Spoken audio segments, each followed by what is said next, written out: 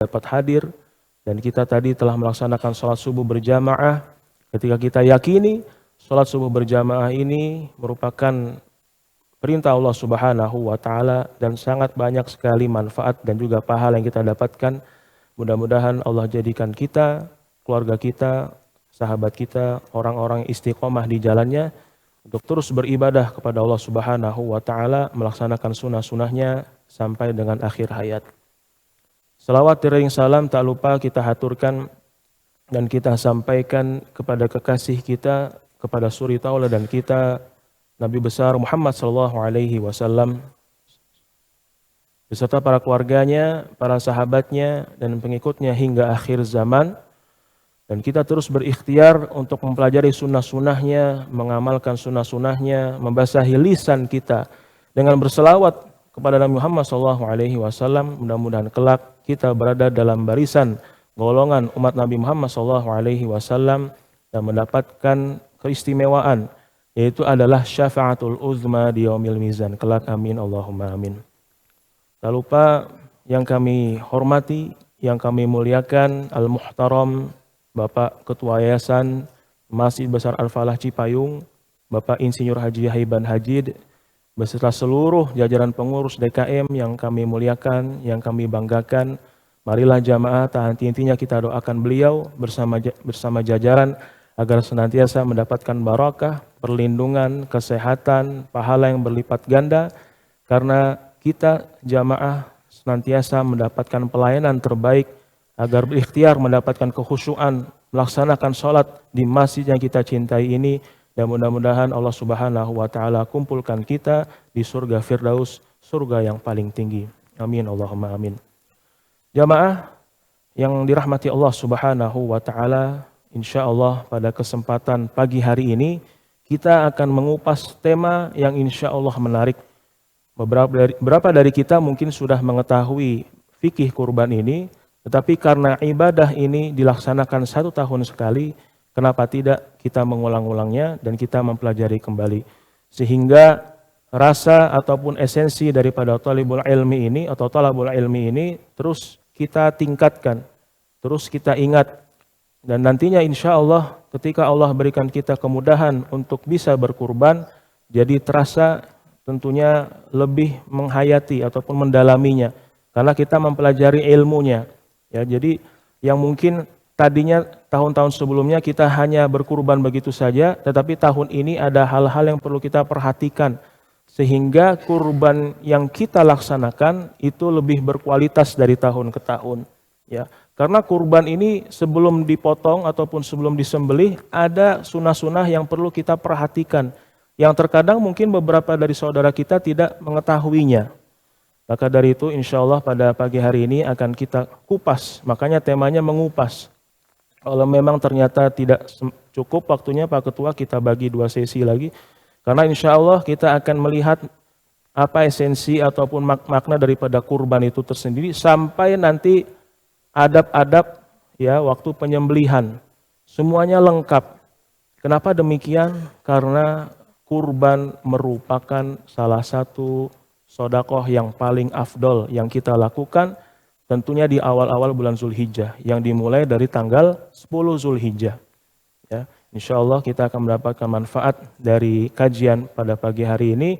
Dan sebelumnya ada sedikit muqaddimah. Ketahuilah jamaah bahwasanya setiap dari seorang muslim yang melaksanakan sholat, baik sholat sunnah maupun sholat berjamaah, mereka itu mendoakan saudara yang lainnya. Ya, makanya ketika kita melaksanakan tasyahud akhir dan kita membaca zikir ataupun doa assalamu alaina wa ala ibadillahis shalihin, maka ketika seseorang membaca tasyahud akhir tadi, doa tadi ditunjukkan kepada orang-orang soleh. Bayangkan berapa banyak ya orang muslim yang melaksanakan sholat, mereka mendoakan saudaranya yang soleh. Maka ketika membaca tasyahud akhir tadi itu ditunjukkan kepada orang-orang soleh di muka bumi ini. Ya, dan orang-orang soleh ini ternyata Imam Ibnu Hajar mendefinisikan jamaah Al-qaim bima yajibu alaihi min hukukillah. Siapakah orang soleh itu? Apakah mereka yang harus memakai kopiah setiap hari, memakai pakaian muslim, memakai pakaian putih? Ternyata definisinya bisa kita ambil dari pendapat Imam Ibnu Hajar. Beliau mengatakan al-qaim bima yajibu alaihi min hukukillah, yaitu adalah orang-orang yang melaksanakan kewajiban yang Allah telah tetapkan. Wal qaim bima yajibu alaihi min hukukillah wa huquqi ibadihi, dan juga melaksanakan hak-hak yang ia laksanakan pada saudara-saudaranya ataupun kepada hambanya. Ya, jadi melaksanakan perintah Allah Subhanahu wa taala dan menjaga hak-hak hambanya. Ya, wa tafawut darajatuh. Dan tentunya derajat daripada kesolehan ini bertingkat-tingkat, berbeda-beda. Ada yang ia hanya melaksanakan wajib-wajibnya saja. Ada yang ia melaksanakan sunnah-sunnahnya, yang wajibnya sudah aman, tidak ada masalah. Ya, wajibnya ia kerjakan dengan sebaik mungkin. Bukan hanya sekedar sholat saja, tapi sholat berjamaah dan di awal waktu. Ya, maka dalam hal ini derajat daripada kesolehan itu berbeda-beda. Dan ketika seseorang mengatakan assalamu alaina wa ala ibadillahi sholihin, maka doa ini tertuju kepada orang-orang soleh pada seluruh dunia ataupun di muka bumi ini. Maka beruntunglah orang-orang yang soleh tadi. Adapun orang-orang yang tidak melaksanakan dua hal tadi, maka ia tertolak dari doa yang disampaikan oleh saudaranya. Ya, jadi sekali lagi, ketika kita memaknai setiap kalimat, memaknai bacaan sholat kita, maka tadi harus kita hadirkan bahwasanya dari doa tasyahud akhir kita doakan kepada saudara-saudara kita yang soleh. Dan kita pun juga mendapatkan doa yang sama. Ya, la haula wala quwata illa billah. Mudah-mudahan Allah jadikan kita, keluarga kita, orang-orang yang soleh, orang-orang yang senantiasa melaksanakan dan mendirikan sholat 5 waktu. Jamaah, kita ingin mengetahui apa makna daripada kurban. Ya, kurban itu mungkin selama ini kita mengetahuinya kurban itu berkorban. Ya, padahal kurban ini dari kata qoroba, yaitu artinya adalah dekat. Ya, kita lihat di slide-nya. Bismillah. Ya, jadi mengubah fikih ibadah kurban. Jadi apa itu kurban? Sebagaimana seorang thalibul ilmi, kita perlu mempelajari, mengetahui dari paling dasarnya, dari makna kata perkatanya. Kurban, jamaah yang dirahmati Allah Subhanahu wa taala, adalah diambil daripada qoriba yaqrabu kurban. Kurbanan wa qirbanan, yang artinya dekat. Jadi ketika seseorang melaksanakan kurban, pada hakikatnya mereka itu ingin supaya ia dekat kepada Allah Subhanahu wa taala. Karena kurban yang ia tunaikan, ya, hewan kurban yang ia sembelih semata-mata untuk lillahi taala. Ujian yang datang kepada kita adalah kita harus bersihkan dan sucikan hati kita. Ketika kita hendak berkurban, ya sudah, insya Allah kita fokus pada kurban kita saja. Jangan kita melihat kurban saudara kita. Ketika kita mampu membeli kurban yang besar, yang bobotnya berat, begitu ya, yang insya Allah bagus lah. Kalau kita lihat hewannya itu senang kita, insya Allah berkah dan juga pahalanya juga banyak. Nah, maka kita tidak boleh membanding-bandingkan kepada saudara kita. Wah, alhamdulillah, ana bisa berkurban sapi tahun ini. Ini di sebelah saya kurbannya udah kering, kurus kambingnya begitu kan. Nah, kita tidak boleh fokus pada amalan kita, jangan kita banding-bandingkan. Bisa jadi memang setiap orang memiliki kemampuan yang berbeda. Maka dari itu kurban maknanya adalah dekat. Ini kita ambil dari perkataan Ibnu Manzur, ya. Yang dimaksud dari kata kurban yang digunakan sehari-hari juga biasa juga disebut dengan udhiyah. Ya, jadi kurban itu sinonimnya adalah atau persamaan katanya al-udhiyah. Bentuk jamaknya adalah dhohiyah yang berasal dari kata doha ataupun duha. Ya. Kenapa demikian? Karena sembelihan, ya, yang dilaksanakan pada waktu duha. Dimulai dari tanggal 10, yaitu adalah Yaumun Nahar, dengan tanggal 13 Zulhijjah atau sampai dengan tanggal 13 Zulhijjah atau yang biasa disebut dengan hari tasyrik, ya. Jadi sekarang kalau tidak salah Pak Ketua sudah masuk tanggal 22 Zulhijjah, ya. 22 Zulhijjah, jamaah insyaallah tidak lama lagi kita akan mohon maaf Zulqa'dah, mohon maaf. 22 Zulqa'dah Dan tidak lama lagi, kurang lebih 1 pekan lebih, kita akan masuk ke Zulhijjah. Persiapkanlah dengan baik fisik kita, keimanan kita, karena 10 hari ini adalah 10 hari yang sangat baik, yang paling baik. Bahkan Nabi SAW mengatakan, ya, tidak ada hal yang lebih baik daripada 10 hari ini, walaupun ia berjihad di jalan Allah Subhanahu wa taala. Ya, jadi kita tadi sudah mengetahui kurban, ya, persamaannya adalah apa, Bapak Ibu? Udhiyah.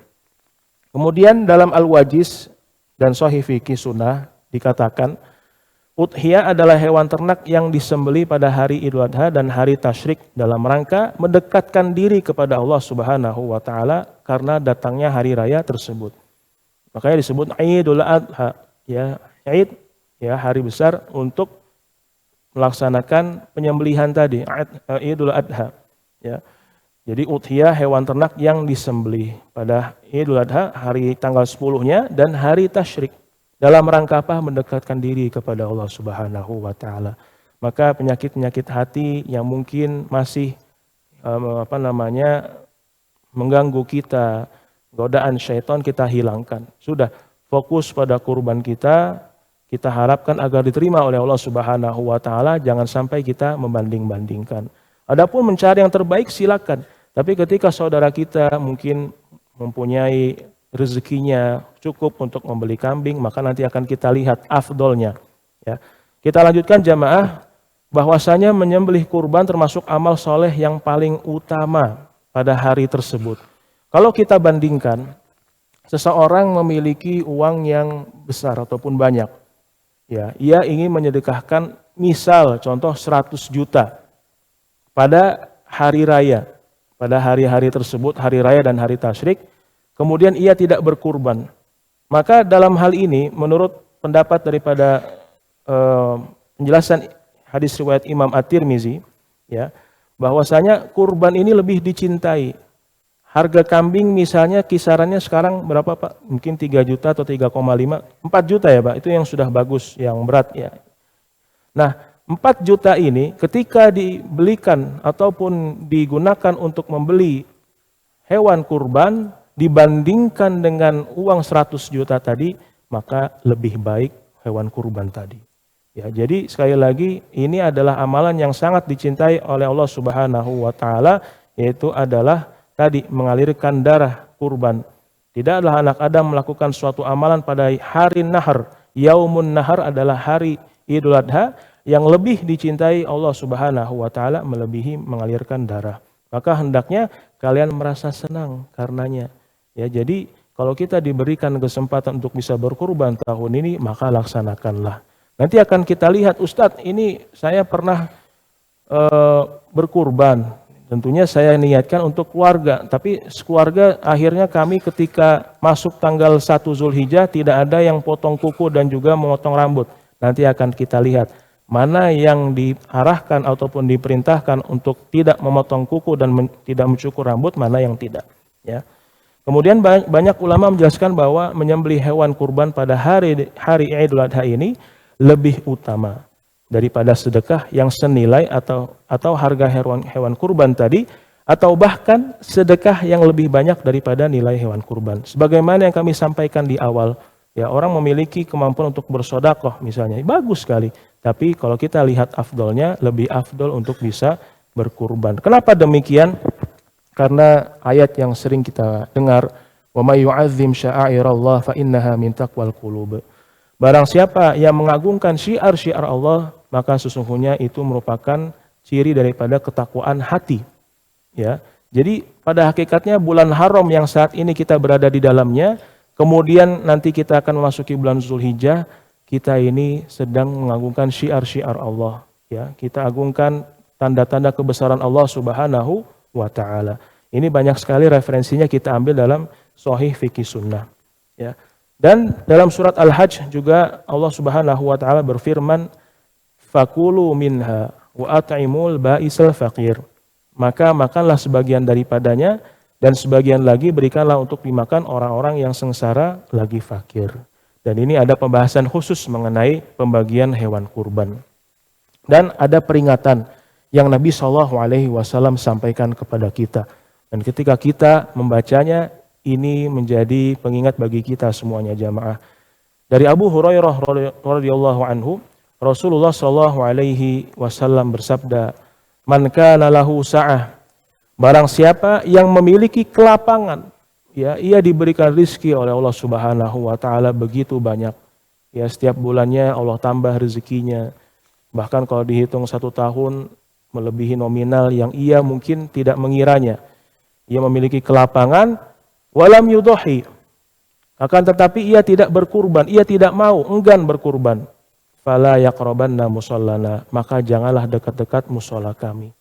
Ini peringatan dari Nabi SAW yang memiliki kelapangan, memiliki uang yang cukup untuk berkurban, tapi ia tidak mau membeli hewan kurban tersebut. Nabi mengingatkan, maka janganlah dekat-dekat dengan musola kami. Ya, ini adalah peringatan yang keras tentunya.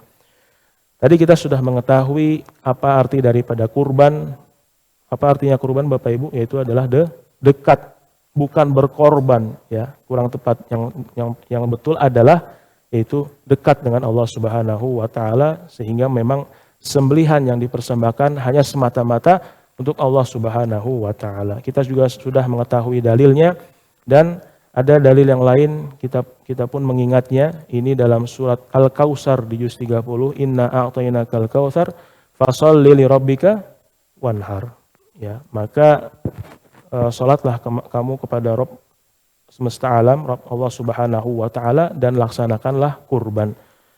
Kemudian marilah kita mengetahui apa hukum kurban. Ya, jadi para ulama berbeda pendapat. Yang pertama adalah wajib bagi orang yang berkelapangan dengan dalil yang tadi kami sampaikan di awal. Ini diambil daripada pendapat Rabi'ah, yaitu adalah guru Imam Malik, Al-Auza'i, Abu Hanifah, dan Imam Ahmad dalam salah satu pendapatnya. Ya, jadi yang pertama adalah wajib bagi orang yang berkelapangan. Adapun yang kedua yaitu hukumnya sunnah muakkadah. Ini sunnah muakkadah lebih ditekankan. Ya, jadi ada sunnah muakkadah, jadi sangat ditekankan untuk melaksanakan kurban. Dan ini pendapat jumhur ulama, yaitu adalah Imam Malik, Imam Syafi'i, Imam Ahmad, Ibnu Hazm, dan lain-lainnya. Ya, kenapa demikian? Ternyata kalau kita lihat beberapa dalil, ya tadi orang yang berkelapangan. Sesungguhnya aku sedang tidak berkurban, padahal aku adalah orang yang berkelapangan. Ada beberapa sahabat dalam hal ini, bahkan Khulafaur Rasyidin, itu tidak melaksanakan kurban. Ya, bukan berarti akhirnya tidak mengikuti perintah Nabi SAW, akan tetapi yang kita lihat adalah dari sisi ataupun dari sudut pandang hukumnya. Jadi hukumnya dalam hal ini ketika memang ia tidak melaksanakannya, ia tidak berdosa. Hanya saja sangat disayangkan ia melewatkan kesempatan yang begitu besar. Ya, sedekah yang paling afdol. Kemudian bahwa pendapat dari Abu Sharihah, aku melihat Abu Bakar dan Umar sementara mereka berdua tidak berkurban. Yang mengenai hal ini tentunya bukan berarti tidak taat kepada Nabi Muhammad SAW, hanya saja memang dari sisi hukumnya berarti tidak wajib. Kalau wajib tidak melaksanakan, maka dia akan mendapatkan dosa. Kalau sunnah muakkadah, sayang sekali ia tidak kerjakan, tapi ia tidak mendapatkan dosa. Ibnu Hazm tadi sebagaimana yang kami sampaikan juga tidak ada riwayat yang sahih dari seorang sahabat pun yang menyatakan bahwa kurban itu wajib. Ya, ini adalah dari sisi hukumnya. Nah, jadi para ulama keluar dari perselisihan, dari khilaf, maka selayaknya bagi mereka yang mampu tidak meninggalkan kurban. Kenapa? Karena yakinlah kepada Allah Subhanahu wa taala, kurban yang ia keluarkan Allah akan ganti. Allah akan berikan rizki yang lebih banyak. Karena setiap pagi Allah Subhanahu wa taala mengutus 2 malaikat. Jadi setiap pagi ketika seseorang itu mungkin bersedekah, Allah Subhanahu wa taala mengutus 2 malaikat. Jadi malaikat yang pertama berdoa kepada Allah, ya Allah berikanlah ganti bagi orang yang berinfak.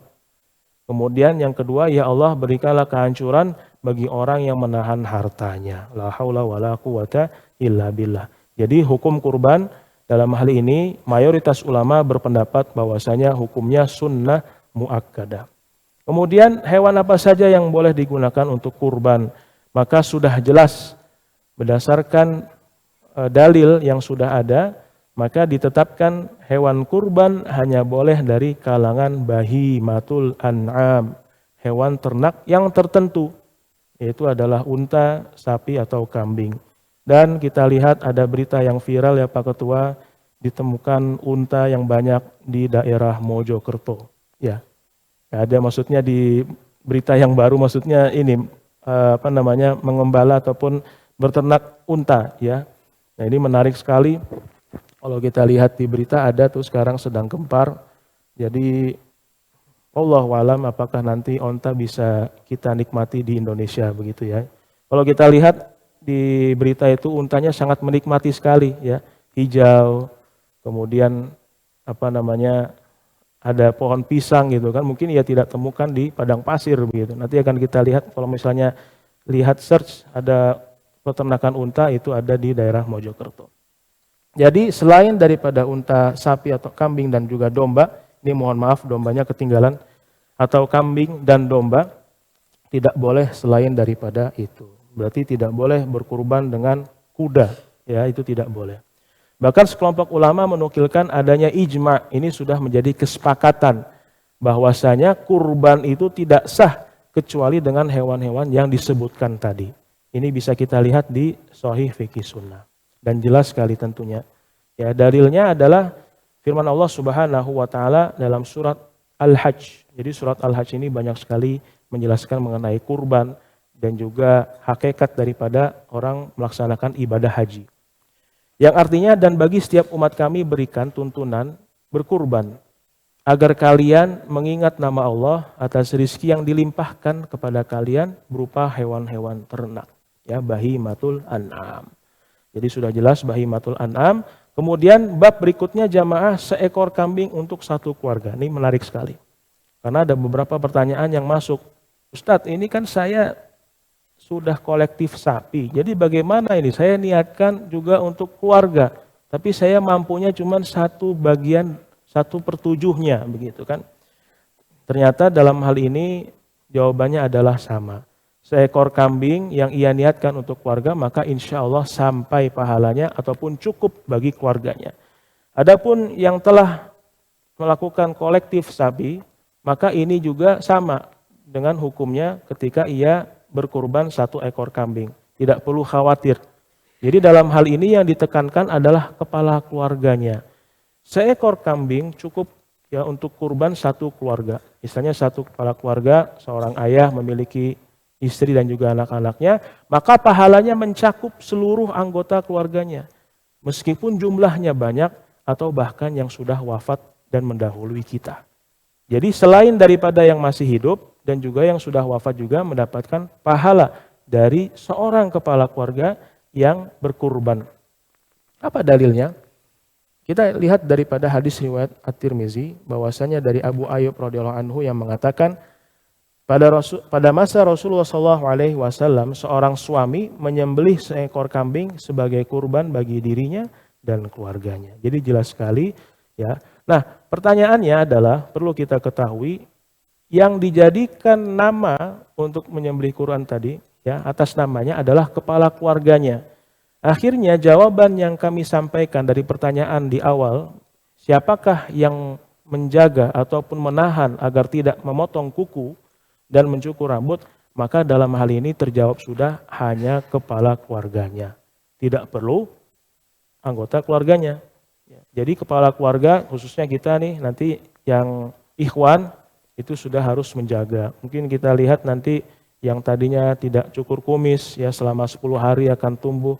Tidak mengapa kita berusaha mentaati Allah Subhanahu wa taala dan juga mengikuti ittiba sunnah Nabi Shallallahu Alaihi Wasallam. Nanti akan kita sampaikan mana saja yang perlu ditahan ataupun jangan sampai dicukur. Ya, jadi ini jelas sekali 1 ekor kambing sebagai kurban bagi dirinya dan juga keluarganya. Makanya dalam hal ini ketika ada, misal saya pernah mendengar salah satu sekolah begitu ya, mereka siswanya ada ratusan, Pak. Kita pernah mendengar hal ini. Maka dalam hal ini diniatkan untuk seluruh siswanya ya urunan tuh. Misalnya satu sekolah itu ada 300 ya, 300 anak, kemudian mereka menyumbang 10.000 ya, totalnya 3 juta begitu kan. Maka dalam hal ini ya mau tidak mau, misalnya kalau statusnya hewan kurban, ia harus menentukan siapa namanya. Tidak boleh kurban ini ya ditunjukkan kepada seluruhnya. Karena satu ekor kambing hanya berlaku satu orang. Satu ekor kambing dan domba hanya berlaku satu orang. Maka hal ini khawatirkan ya, walaupun nantinya akan dibagikan tetapi statusnya bukan hewan kurban. Ya, jadi hewan kurban ini ada pembahasan tersendiri, ada hukum-hukumnya, tidak bisa kita mengikuti sesuka hati. Jadi jawabannya adalah memang harus satu ekor kambing dan domba untuk satu orang. Bahkan Nabi SAW berkurban untuk seluruh dirinya dan seluruh keluarganya. Maksudnya untuk keluarganya dan juga umatnya. Jadi suatu ketika beliau hendak menyembelih kambing kurban dalam riwayat hadis riwayat Abu Daud. Nabi SAW mengatakan sebelum ia menyembelih jamaah, "Ya Allah, ini kurban dariku dan dari umatku yang tidak berkurban." La haula wala quwata illa billah. Begitu cintanya Nabi SAW kepada kita. Mungkin ada dari umatnya yang memang belum sampai rezekinya untuk berkurban. Nabi SAW sudah memberikannya kepada kita semuanya. Ya, jadi sekali lagi ini merupakan cintanya Nabi SAW. Bahkan kami sampaikan beberapa pekan yang lalu, Pak, setiap Nabi memiliki keistimewaan doa yang mustajab dan diterima oleh Allah Subhanahu Wa Taala. Dan doa yang disimpan oleh Nabi SAW adalah syafaatnya untuk kita semuanya. Ya, jadi begitu cintanya Nabi SAW kepada kita sebagai umatnya. Ya, jadi kaum muslimin yang tidak mampu berkurban mendapatkan pahala sebagaimana orang berkurban dari umat Nabi SAW, maka ia akan mendapatkan pahalanya. Maka dalam hal ini kenapa demikian? Misalnya seperti ini. Ada satu keluarga memiliki 2 orang anak, ya, kemudian satu istri, 2 orang anak atau 3 orang anak. Kemudian ia memaksakan. Ya, maka dalam hal ini jangan sampai memaksakan, oh saya semuanya anak-anak harus bisa berkurban. Kalau ternyata memang ia diberikan kelebihan rizki, maka tafadhol. Tapi kalau ternyata ia setelah berkurban, ia kurbankan untuk anak-anaknya semua, terus bulan depan akhirnya ia berhutang, akhirnya ekonominya tidak stabil, karena harus ataupun berkeinginan agar bisa berkurban semuanya, inilah menjadi solusi, Pak. Ini menjadi solusi. Ya, sehingga Nabi SAW memberikan petunjuk gitu ya. Kalau setiap masing-masing kurban bisa jadi bulan depannya mau masuk sekolah, yang tadinya ia siapkan untuk masuk sekolah ternyata akhirnya harus berhutang, harus pinjam sana sini. Maka ini juga kurang tepat. Akhirnya tadi solusinya adalah kepala keluarga. Tetapi kalau ternyata ia memiliki rizki yang banyak, ia bersyukur kepada Allah Subhanahu wa Ta'ala dengan melaksanakan kurban, maka tafadhol, tidak mengapa. Yang tidak boleh adalah memaksakan kehendak. Sehingga akhirnya setelah berkurban semuanya padahal cukup satu saja, ia akhirnya berhutang sana sini dan akhirnya ekonominya tidak stabil. Inilah yang menjadi catatan. Tadi untuk 1 ekor kambing jelas untuk 1 orang. Adapun untuk sapi dan juga unta, ya ini bukan misalnya pembagian 7 dan 10 ini bukanlah pendapat dari dalam hal ini memang sudah ditetapkan oleh Nabi SAW. Jadi ada dalilnya. Semua yang berkaitan dengan kurban itu ada dalil dan juga dasarnya. Sapi hanya 7 orang, unta hanya 10 orang. Tidak kurang dan tidak lebih. Karena ini sudah ditentukan oleh Nabi SAW. Ya. Nah, apa dalilnya? Jadi sebagai thalibul ilmi, selain kita mengetahui 7-10-nya tadi, kita juga perlu mengetahui dasarnya. Dan ini diambil daripada riwayat Sunan Ibnu Majah. Dahulu kami pernah bersafar bersama Rasulullah SAW. Lalu tibalah hari raya Idul Adha, maka kami pun berserikat 10 orang untuk 1 ekor unta, ya, 10 orang untuk kurban 1 ekor unta, dan seekor sapi kami berserikat sebanyak 7 orang. Jadi dalilnya kalau kita ingin ketahui ada di Sunan Ibnu Majah. Ini dari Ibnu Abbas radhiyallahu anhu. Sudah jelas 7 sapi, 7 orang untuk sapi, 10 orang untuk 1 ekor unta. Ya. Dalam masalah pahala tadi yang kami sampaikan, kami ulangi kembali, maka ketentuan kurban sapi sama dengan ketentuan kurban kambing. Ketika seseorang sudah berserikat dari 7 orang ia menggunakan sapi kolektif, maka pahalanya itu mencakup seluruh anggota keluarganya, maka tidak perlu khawatir. Ya, ada yang mungkin kan pas tahu begini, ya ini gimana nih Ustadz, saya udah terlanjur beli sapi, akhirnya ditarik gitu kan. Akhirnya ditarik, ya pindah ke kambing. Jadi harus mencari orang yang lain lagi. Kalau sudah membayar, sudah sepakat dapat 1 sapi bagi 7 orang, maka tidak perlu menggantinya dengan kambing. Ya. Ini juga dalam hal ini adalah biaya pengadaannya. Jadi yang dimaksud adalah 7 orang untuk sapi dan 10 orang untuk unta adalah biaya pengadaannya. Ya. Jadi kalau tadi biaya pengadaan kambing hanya boleh 1 orang. Sedangkan biaya pengadaan sapi dan juga unta sesuai ketentuannya.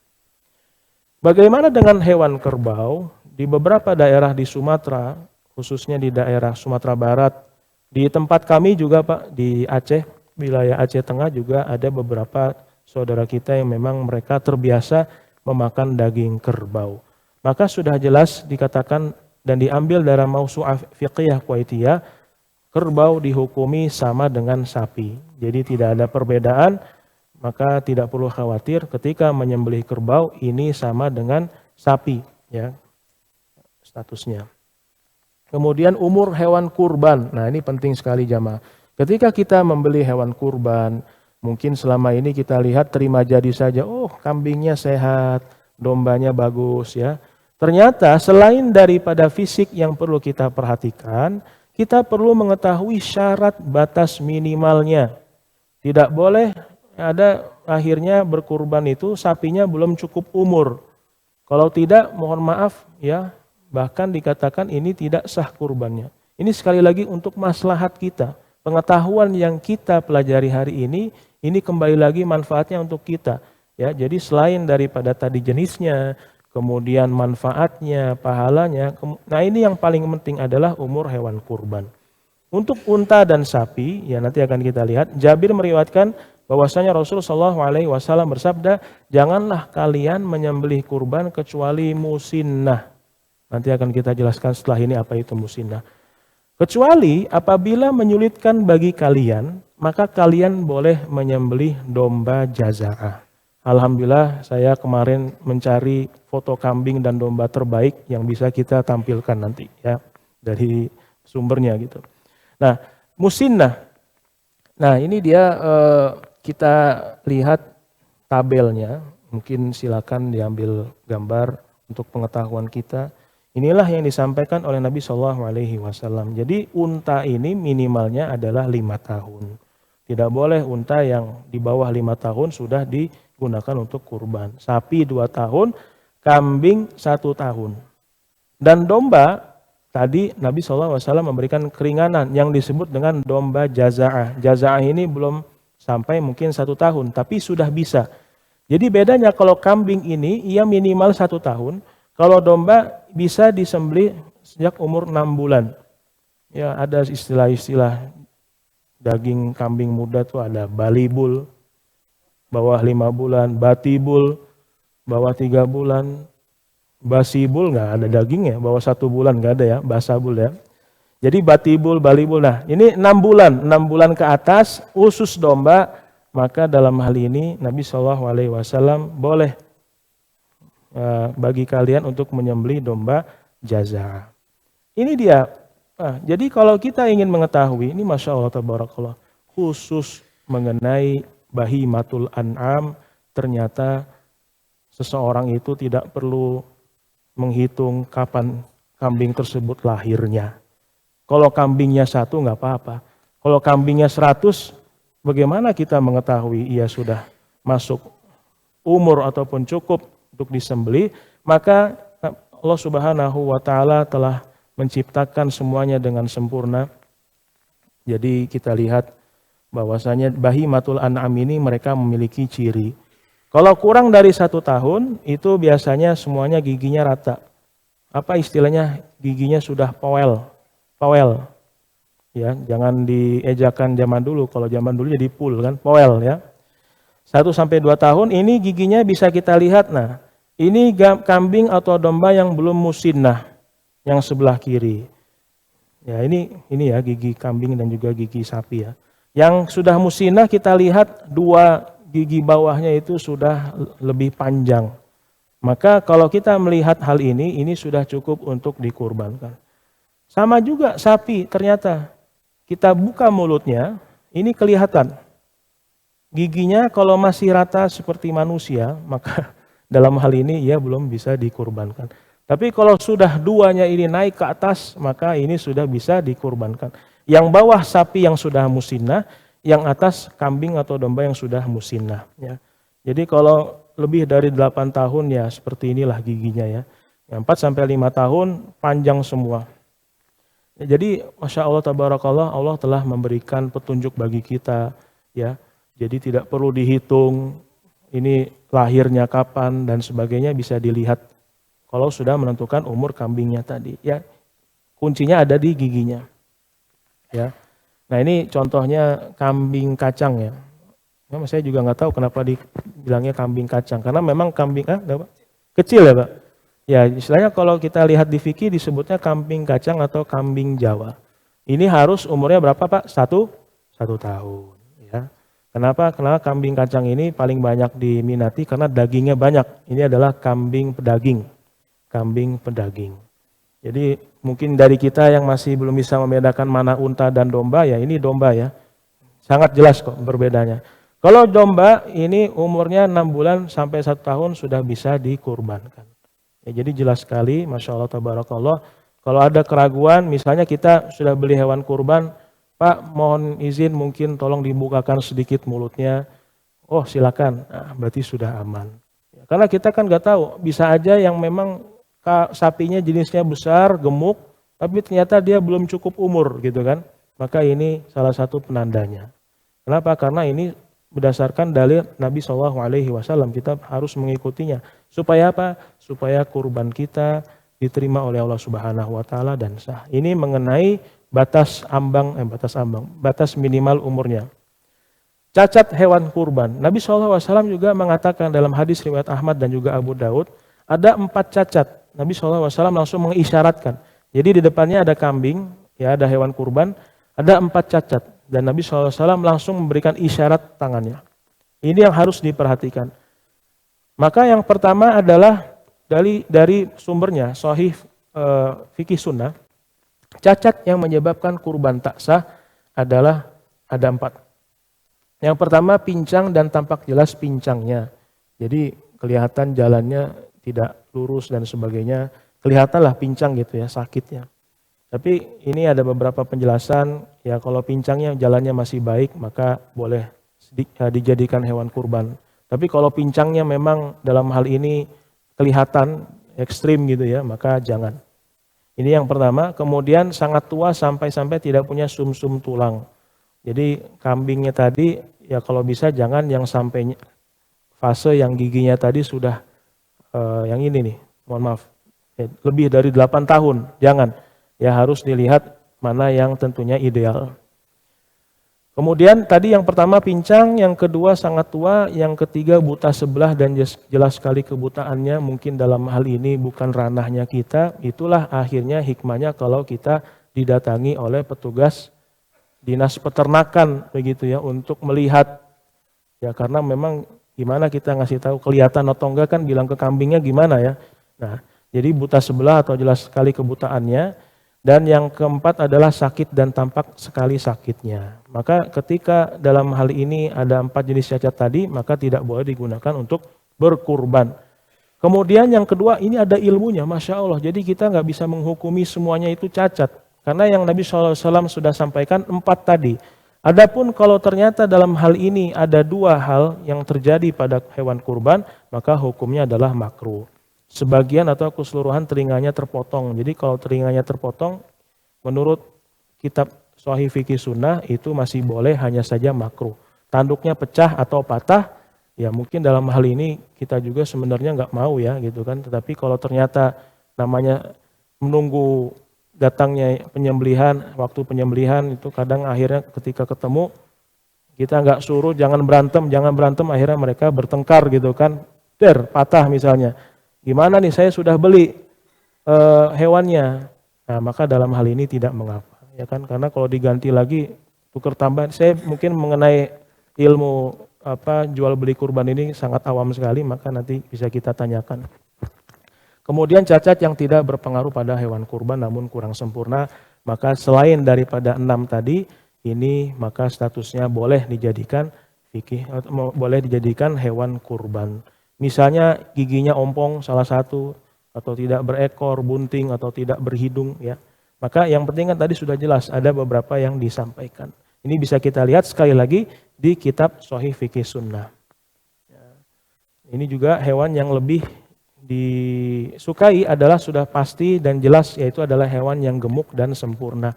Sebentar lagi kita akhiri kajian ini, nanti akan kita lanjutkan ya karena banyak pertanyaan tentunya. Nah, larangan bagi yang hendak berkurban ini penting sekali, nanti kita persiapkan. Apa hadisnya? Dari Ummu Salamah bahwasanya Nabi SAW bersabda, apabila engkau telah memasuki 10 hari pertama di bulan Zulhijjah, sedangkan di antara kalian ingin berkurban, maka janganlah dia menyentuh sedikit pun bagian dari rambut dan kulitnya. Maksudnya dalam hal ini, dan ini hadisnya sahih diriwayatkan oleh Imam Muslim, ya silakan kalau ingin mengambil gambar, nanti kalau mau ambil filenya juga boleh, nanti kami share ya Pak, karena ini penting sekali. Jadi insya Allah kurban kita Pak dari tahun ke tahun semakin berkualitas. Ya selama ini mungkin kita nggak pernah ngecek giginya, sehingga kita yakin karena ini hewan kurban yang kita persembahkan untuk lillahi ta'ala kepada Allah subhanahu wa ta'ala. Dan kita ingin memberikan yang terbaik untuk Rabb kita. Larangan tersebut berlaku untuk cara apapun dan untuk bagian manapun. Mencakup larangan mencukur gundul atau sebagian saja atau sekedar mencabutinya. Baik itu rambut yang tumbuh di kepala, di kumis, mohon maaf, maupun di sekitar kemaluan, maupun di ketiak. Jadi bulu-bulu yang ada di tubuh itu tidak dicabut ataupun dicukur. Ini pertanyaan yang tadi, ada yang bertanya apakah Shahihul Quran berlaku? Apakah keluarga dari Shahihul Quran berlaku anggotanya? Maka jawabannya tidak berlaku. Hanya yang berlaku bagi kepala keluarganya Pak. Makanya kita siap-siap nih Pak ya, ini saling mengingatkan kalau udah kumis diginin Pak, mau kurban kita. Ya, jadi kuku-kuku kalau bisa sebelum tanggal 1, sebelum maghribnya itu sudah kita potong sehingga nanti mungkin ya agak panjang ya, tapi sekali lagi dalam rangka ketaatan kepada Allah Subhanahu wa Ta'ala. Ya. Masih ada waktu Pak? Udah suruk ya, oke kalau begitu 4 menit. Oke, ini mungkin boleh satu lagi. Ini pertanyaan yang sering kami mendapatkan, Ustadz bagaimana ini saya ingin kurban untuk anggota keluarga yang sudah wafat. Maka jawabannya kita perlu bijak mengenai hal ini. Kita lihat pendapat dari para ulama bagaimana menyikapi hal ini. Maka dibagi menjadi 3 bentuk. Yang pertama adalah berkurban khusus untuk orang yang meninggal karena mayit pernah mewasiatkan. Kalau statusnya wasiat, maka dalam hal ini ahli waris ya menjalankan amanahnya. Karena wasiat itu kan dijalankan ketika orang sudah wafat, sudah meninggal. Dan mereka mungkin pernah berwasiat ketika aku wafat tolong kurbankan sapi, tolong kurbankan kambing untuk diriku. Maka dalam hal ini boleh, ya silakan. Ya, kemudian berkurban untuk mayit untuk kasus ini diperbolehkan jika dalam rangka menunaikan wasiat si mayit. Ini adalah poin yang pertama. Kurban yang meninggal bukan sebagai sasaran kurban utama, namun statusnya mengikuti kurban keluarganya yang masih hidup. Misalnya dalam hal ini ia ingin meniatkan untuk anggota keluarganya yang wafat. Tapi akhirnya yang masih hidup ini tidak berkurban. Maka dalam hal ini yang lebih baik adalah diberikan kepada yang masih hidup. Kenapa? Ternyata anggota keluarga yang sudah wafat, ia akan mendapatkan pahala juga. Ini luar biasanya kurban Bapak Ibu yang dirahmati Allah Subhanahu wa Ta'ala. Ya, jadi ketika seorang kepala keluarga dalam hal ini, ia berkurban, maka anggota keluarganya juga mendapatkan pahala, walaupun yang sudah wafat. Ya, jadi kalau ada pilihan maka misalnya yang masih hidup ia tidak berkurban tetapi yang wafat sudah berkurban, maka silakan yang dipilih yang masih hidup ya. Karena memang dalam hal ini ada khilaf di antara ulama ya, dalam hal ini fatwa Majelis Ulama Saudi menganggap bahwasanya boleh sebagaimana sedekah atas nama mayit. Tetapi pendapat yang satunya lagi menganggap bahwasanya Nabi SAW tidak pernah mengerjakannya. Nabi SAW tidak pernah mengorbankan untuk Sayyidah Khadijah Al-Kubra yang sudah wafat dan sebagainya. Maka dalam hal ini saya cenderung melihat yang pertama adalah kalau memang ada wasiat silakan ditunaikan. Yang kedua tidak perlu khawatir. Kalau kita berkurban insya Allah pahalanya juga akan sampai kepada anggota keluarga yang sudah wafat. Dan jika dihadapkan dua pilihan, maka yang lebih afdol dalam hal ini adalah yang masih hidup dan juga ia statusnya sebagai kepala keluarga. Jadi ini menjawab pertanyaan bagaimana kurban orang yang sudah wafat, ya. Maka tidak ada yang salah dalam hal ini, silakan, tapi lebih baik ketika memang seorang kepala keluarga mungkin belum cukup rizkinya, maka itu yang diutamakan terlebih dahulu. Kalau ternyata sudah, silakan. Kalau mau kurban untuk mayit juga diperbolehkan. Tapi yang juga lebih diutamakan adalah ketika memang ada wasiat, itu yang perlu diutamakan. Baiklah jamaah rahmati Allah Subhanahu wa taala, akan kita lanjut mengenai kurban ini pada pertemuan berikutnya. Hanya saja insya Allah mungkin saya nanti siang berangkat ke Aceh, Pak. Mohon doanya jamaah semoga diberikan kemudahan dan kelancaran safar saya. Hanya saja nanti kita melihat apakah saya pulangnya cepat atau memang tidak bisa ataupun mohon izin untuk hadir pada kajian Sabtu pekan depannya. Nanti akan kami infokan insya Allah. Karena memang saya hanya sebentar di sana. Wallahu a'lam bishawab wa jazakumullahu khair. Kurang lebihnya mohon maaf. Jazakallah Ustaz. Materi pagi ini sangat menarik terutama untuk kita dan mudah-mudahan ini memberikan motivasi kita untuk bisa berkurban. Karena tadi sampaikan kalau yang mampu tidak berkurban maka jangan dekatlah dengan musolaku. Ngeri sekali ya. Sementara hewan kurban itu harganya variatif.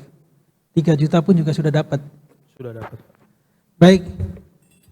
Saya yakin masih akan banyak yang bertanya, tapi karena saya yang lagi pegang mic, jadi saya duluan. Silakan Pak. Nah, iya. Tadi saya sudah mencatat beberapa. Iya. Ini pengalaman saya ini mengenai penyebutan kurban. Tadi kan disampaikan untuk satu keluarga. Kalau sapi untuk 7 orang. Pengalaman kami selama ini pas mengumumkan itu memakan waktu kurang lebih 15 menit bisa hanya untuk menyebutkan. Dan lumayan juga saya menyebutkan. Misalnya kurban 1 ekor sapi atas nama fulan diniatkan untuk 1, 2, 3, 4, 5, 6, 7. Dan pernah kami mendapatkan satu komplain karena salah dalam penyebutan nama. Masya Allah. Nah ini bagaimana hukumnya Ustadz? Ini memang sih idealnya disebutkan semuanya, kepuasan bagi mereka karena itu ya. Tapi kalau misalnya hanya untuk keluarganya itu bagaimana Ustadz? Ya, dalam hal ini memang pertama yang perlu diperhatikan Pak Ketua, bismillah, adalah penamaannya. Ya, karena tadi sudah jelas misalnya 1 kambing untuk 1 orang.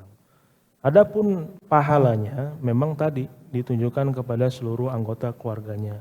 Yang perlu dilafazkan adalah nantinya ketika yang menyembelih. Ketika menyembelih memang namanya nama orang yang berkurban, begitu ya Pak. Adapun dalam sisi penyampaian, ya pastinya kita mengharapkan supaya memang tadi semuanya bisa mendapatkan barokah, ketenangan hati ketika disebutkan namanya kan Masya Allah ya. Hanya saja memang nanti yang menyembelih tetap memang harus untuk 1 ekor kambing dan domba itu 1 orang ya. Pahalanya sampai kepada anggota keluarga kita, tapi kalau dari sisi teknisnya itu yang disebutkan hanya 1 orang saja. Nanti akan kita lihat bagaimana lafaznya ya sesuai dengan tuntunan kitab yang sudah disampaikan. Maka dalam hal ini Pak,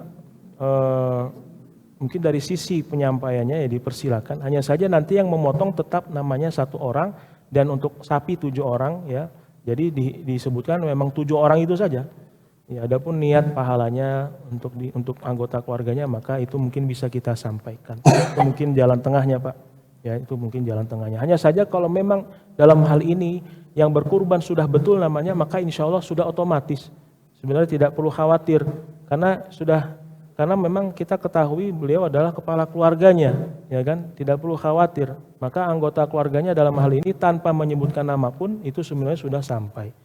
Yang perlu diperhatikan adalah namanya tadi. Ya, jangan sampai akhirnya lafaznya saya kurbankan kambing ini ya gitu kan yang menyembelih untuk sekolah gitu kan. Nah, ini tidak. Ya kan. Yang penting kan namanya satu orang tadi gitu. Sehingga cocok dan sesuai dengan tuntunan.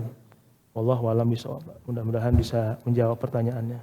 Baik, ini Ustadz mengenai umur tadi. Kambing 1 tahun, domba 6 bulan. Saya kebetulan kalau itu mendapatkan amanah untuk membeli. Dan insya Allah kalau untuk perkambingan saya sudah hatam loh Ustaz. Siap Pak. Kalau kambing sudah Insya Allah ya, Pak. mengetahui tahu sekali dia sudah poel atau belum dengan cara membukanya. Di lapangan itu banyak sekali kambing yang secara fisik itu sudah besar, gemuk. Tapi begitu kita buka mulutnya belum poel, gigi yang bawah tanggal tandanya.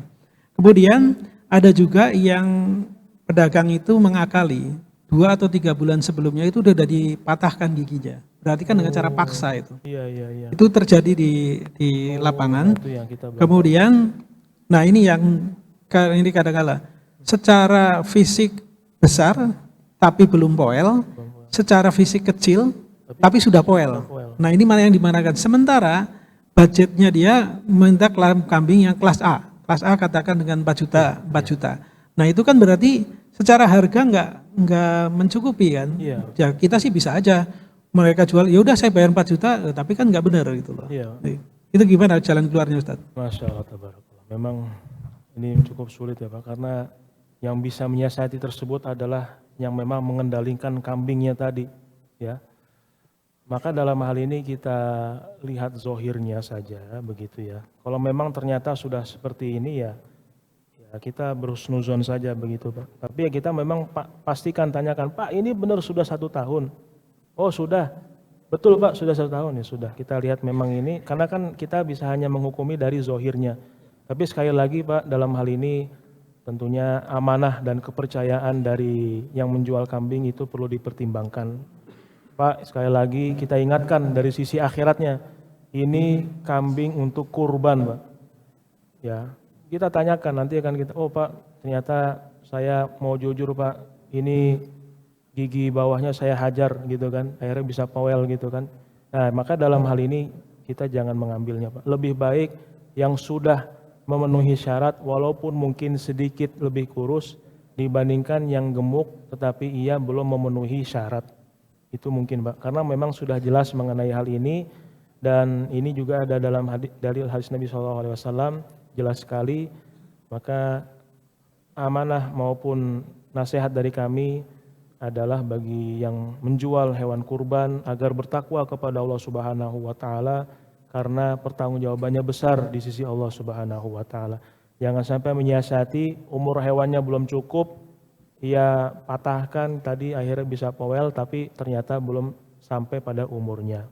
Wallahu a'lam bishawab Pak, maka jawabannya dari kami Allah yang mengetahuinya, yaitu adalah lebih baik sudah dipastikan ia powel tapi mungkin lebih kurus ya, lebih kurus karena sudah memenuhi hewan untuk berkurban. Wallahu a'lam bishawab.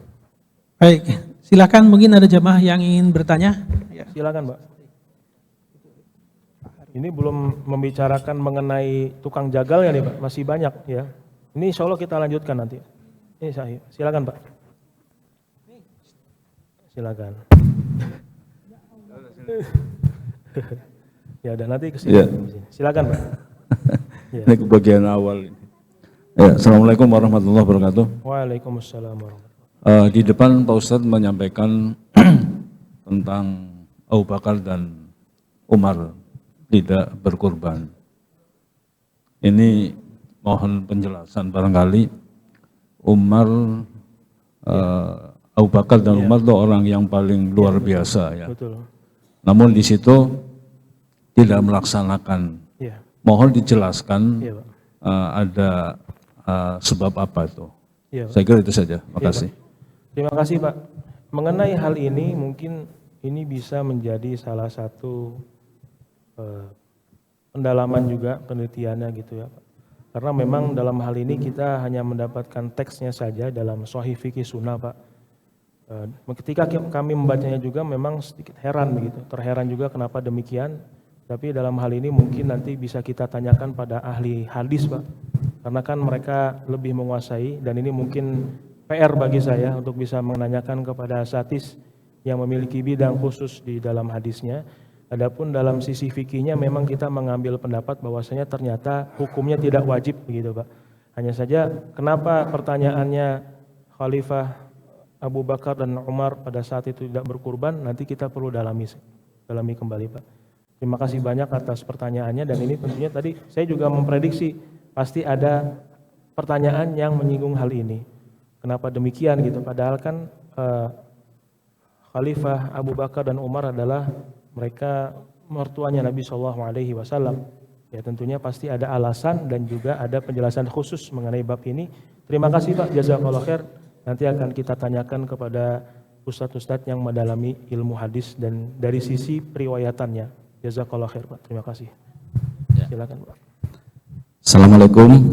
Waalaikumsalam warahmatullahi wabarakatuh. Ustadz, tadi ada yang saya merasa kurang jelas, Ya, mungkin bisa diulang lagi. Yang mana, Jadi Pak? misalkan kita kurban satu ekor sapi, kita sebagai kepala rumah tangga, suami istri, terus punya anak 5, gitu kan, ini tuh anggapannya sudah 7 gitu.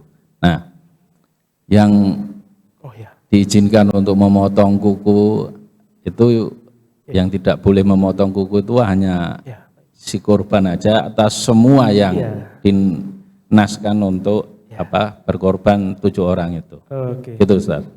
Terima kasih Pak, ini pertanyaan yang bagus sekali. Jadi tadi kalau ternyata yang berkurban hanya kepala keluarganya saja, maka yang berlaku dalam hal ini sunnahnya adalah yang menahan untuk tidak memotong kuku ataupun mencukur sebagian rambut adalah kepala keluarganya saja. Hanya saja ketika semuanya diberikan rizki oleh Allah Subhanahu wa Ta'ala pada tahun tersebut, semua anggota keluarganya mampu berkurban. Jadi mungkin dalam hal ini kepala keluarganya membeli 1 sapi Pak, mungkin ini mohon dikoreksi. Kemudian ia memiliki anggota keluarga 6 begitu ya Pak. Jadi masing-masing berserikat. Maka dalam hal ini mereka semua juga berlaku. Tidak boleh memotong kuku dan juga tidak boleh mencukur rambut. Jadi poinnya adalah siapa yang berkurban dialah yang berlaku. Tapi kalau ternyata yang berkurban hanya kepala keluarganya saja, maka anggota keluarga tidak perlu. Mereka mendapatkan pahala, hanya saja untuk khusus mengenai sunnahnya ini berlaku kepada kepala keluarganya. Kalau seandainya yang Bapak sampaikan tadi, semua anggota keluarga berkurban, maka semuanya yang ditunjukkan untuk melaksanakan sunnah, menahan dari memotong kuku dan juga mencukur rambut tadi Pak. Insya Allah jelas. Ya, terima kasih Pak. Assalamualaikum warahmatullahi wabarakatuh. Waalaikumsalam warahmatullahi Di wabarakatuh. luar tema Ustadz, Ya, silakan. mengenai doa iftitah, Ya, Pak. kalau sholat tidak memakai doa iftitah sah atau tidak? Ya Pak. Baik Pak. Terima kasih Pak. Pertanyaannya, bismillah, mengenai doa iftitah ini adalah salah satu dari sunnah sholat. Maka dalam hal ini ketika seseorang langsung membaca rukun sholat, yaitu adalah membaca surat Al-Fatihah, maka sholatnya tetap sah. Jadi doa iftitah itu adalah pembuka sebelum membaca surat Al-Fatihah. Ketika seseorang melewatkan doa iftitah, maka insya Allah sholatnya tetap sah. Jadi tidak perlu khawatir Pak. Dan doa iftitah ini banyak sekali riwayatnya. Banyak sekali Pak. Ada yang dari paling pendek, ada yang sampai pertengahan, dan juga ada yang panjang. Tergantung kondisinya. Inilah hikmah di mana Nabi SAW memberikan pilihan buat kita. Kalau doa iftitah kita panjang, waktu taraweh Pak, itu akan menambah waktu sholat tarawehnya. Jadi sekali lagi, tidak perlu khawatir kalau ternyata terlupa. Tapi sebaiknya tadi, kita sebagai seorang muslim, seorang mukmin selalu memperhatikan sunnah-sunnahnya. Agar sholat kita lebih berkualitas dan juga mendapatkan pahala yang besar di sisi Allah Subhanahu wa Ta'ala. Wallahu a'lam bishawab. Baik, ada yang lain lagi? Silakan. Baik. Ya, Baik. silakan. Terima kasih Pak. Assalamualaikum warahmatullahi wabarakatuh. Waalaikumsalam warahmatullahi Pak Ustadz begini, bagaimana hukumnya kalau kita yang berkurban itu adalah berbadan hukum? Misalnya adalah Yayasan Masjid Besar Al-Falah berkurban 1 ekor sapi. Itu dari sisi kurban. Apakah itu diperbolehkan? Lalu bagaimana dari penerima? Misalnya penerimanya itu Masjid Al-Falah berkorban untuk pengajian subuh ini gitu. Jadi makan paginya adalah 1 ekor sapi gitu. Ya. Atau untuk Jumat berkah atau Jumat makan siang gratis. Iya, Pak. Itu ya Pak Ustadz. Assalamualaikum warahmatullahi wabarakatuh. Waalaikumsalam warahmatullahi wabarakatuh. Terima kasih Pak. Memang pertanyaan dari Bapak ini cukup untuk kita melihat-lihat kembali dan berhati-hati untuk menjawabnya Pak ya.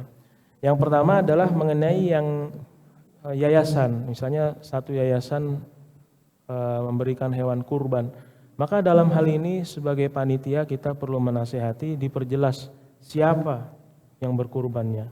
Sama kondisinya dengan sekolah tadi Pak, ya kan? Oh memang ya dalam hal ini yayasan gitu, tapi siapa saja, mungkin disebutkan namanya begitu ya. Siapa saja yang berkurban. Kalau ternyata satu ekor sapi, satu juga boleh. Kalau memang ternyata cukup gitu kan. Nah hanya saja kalau ada 7 orang maka disebutkan namanya Pak. Karena khawatir tidak jelas siapa yang ditunjukkan untuk kurbannya. Yaitu nasihat bagi panitia kurban untuk memberikan penjelasan. Karena lembaga ataupun badan ya ini perlu dijelaskan. Kurban ini kan memang ibadah yang menunjukkan bahwasanya ada personalnya di situ. 1 orang untuk pahalanya anggota keluarga. Adapun yang kedua, kalau ternyata ia sudah mendapatkan jatah hewan kurban, karena kan hewan kurban ini nanti dibagikan dagingnya. Ya saya rasa tidak masalah kalau dalam hal ini dijadikan sodakoh begitu ya Pak. Yang tidak boleh adalah hewan kurban itu diperjualbelikan. Ini menjadi topik kita pada pertemuan berikutnya. Perlu berhati-hati Pak. Ketika seorang jagal memotong hewan kurban, mereka mendapatkan upahnya dari kulit dan juga kepala. Kenapa tidak boleh Bapak Ibu? Karena ini upah ini berarti kan ia mendapatkan bagian yang sudah tentunya upah ini kan dia sama dengan uang gitu ya Pak. Berarti daging kurban ini dikomersilkan. Sebaiknya dipisah. Bukan sebaiknya, malah harus dipisah. Jadi jangan jadikan kulit, daging, ataupun kepala itu sebagai upah, tapi sebagai hadiah. Ini lafaznya penting sekali Pak. Ya, misalnya panitia bilang, oh Pak ini sebagai upahnya Bapak silakan mengambil daging hewan kurban, kemudian kepala dan kulitnya. Ini perlu berhati-hati Pak. Kenapa demikian? Karena berarti dagingnya tadi itu sebagai ganti daripada uang. Kan upah itu bisa uang, bisa bentuknya, ya kan, bisa daging ataupun barang begitu ya. Nah ini dagingnya dijadikan objek untuk diberikan upah. Maka kita perlu berhati-hati. Daging kurban tidak boleh dikomersilkan, tidak boleh diperjualbelikan. Itu dibagikan pada saudara-saudaranya. Saya kira ini mungkin salah satu hal yang penting ya Pak. Terkadang ada beberapa yang lupa gitu. Panitia kurban bilang, Pak ini kita nggak ngasih upah berupa uang, tapi Bapak silakan nih bonusnya, bukan bonus, ini sebagai ganti kerja keras dan jerih payahnya Bapak ambil daging, kepala dan juga kulitnya, maka ini tidak boleh. Ya, jadi tadi jawabannya insya Allah sudah terjawab, ya, pertanyaannya sudah terjawab Pak. Yang pertama harus nama-namanya jelas, yang kedua kalau memang ternyata dijadikan untuk makan bersama ini baik sekali. Apalagi kalau dilakukannya di hari tasyrik gitu kan Pak. Jadi karena hari tasyrik adalah hari makan dan minum, tidak boleh berpuasa. Saya kira cukup mungkin Pak Ketua, nanti kita lanjut lagi. Baik, ini masih bab 1 ya. Bab 2-nya mungkin 3 pertemuan. Jadi kita tahan dulu lah pertanyaannya. Pelan-pelan. Atau kalau nanti pribadi bisa sambil sarapan karena waktu sudah pukul 6.11 saatnya kita menjalankan sholat syuruk. Sekali lagi terima kasih, mudah-mudahan Ustadz pekan depan sudah selesai urusan di Aceh sehingga bisa melanjutkan kajian ini. Dan memang sangat kompleks, complicated, banyak permasalahan di lapangan dalam hal pengurusan kurban. Baik jamaah yang kami hormati, marilah kita tutup acara ini dan lafal hamdalah bersama-sama. Alhamdulillahirabbil alamin, subhanakallahumma wa bihamdika, asyhadu an la ilaha illa anta, astaghfiruka wa atubu ilaik. Billahi taufiq wal hidayah, selamat menikmati hidangan. Kita lihat di TKP. Ada menunya tongseng insyaallah. Jangan lupa melaksanakan sholat syuruk. Billahi taufiq wal hidayah. Assalamualaikum warahmatullahi wabarakatuh. Oh ya, sekarang untuk akhwat sudah ada di sisi utara, untuk ikhwan di sebelah selatan. Terima kasih.